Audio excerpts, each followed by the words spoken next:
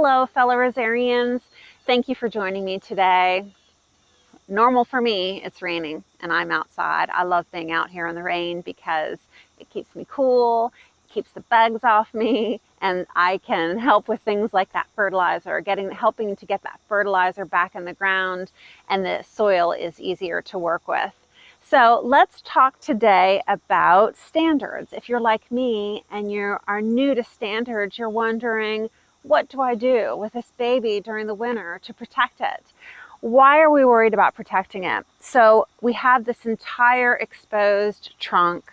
We've got an exposed crown, and I'm sure you have learned that if the crown is exposed and it is hit by freezing temperatures, it could hurt the rose.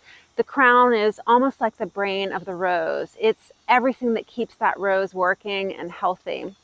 So we want to protect that crown. If you are in zones that are cold, I have seen online where they do something called trenching, and I don't know a lot about this. And so I would like to implore you to reach out to the American Rose Society. There's a link for consulting rosarians in your area.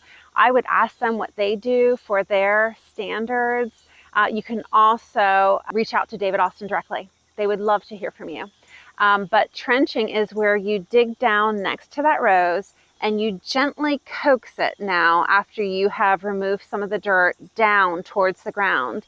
And then you cover this entire trunk with mulch to help protect it.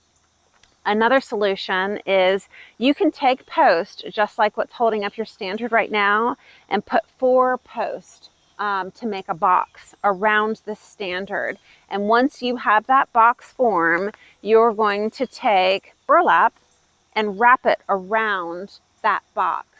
Secure it with ties and then fill that open area now with straw, and that will help protect the rose.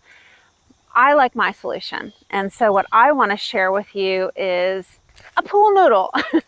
You can use pool noodles and then cut them down so that you have an opening like this here, or you can go to your box store, and you may have this in your basement and you may have not given it any mind at all.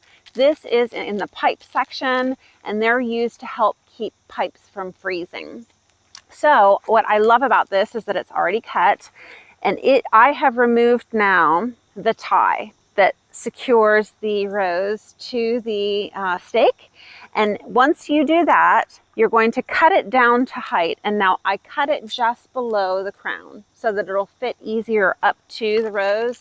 So now I'm going to put it into this, and you see it was just so quick to wrap it around here. This is something that you can use year after year. The cost is minimal. We're talking $3 per insulated section like this. So now you're probably asking, what about the crown? You left the crown exposed. You took care of the trunk, but not the crown. What you could do at this point is you could certainly take a piece of burlap and just wrap it around the crown. My husband had in the house some foam insulation, and this can also be found in the plumbing section at your box store. So we are going to wrap this around the entire crown like this. And now I'm going to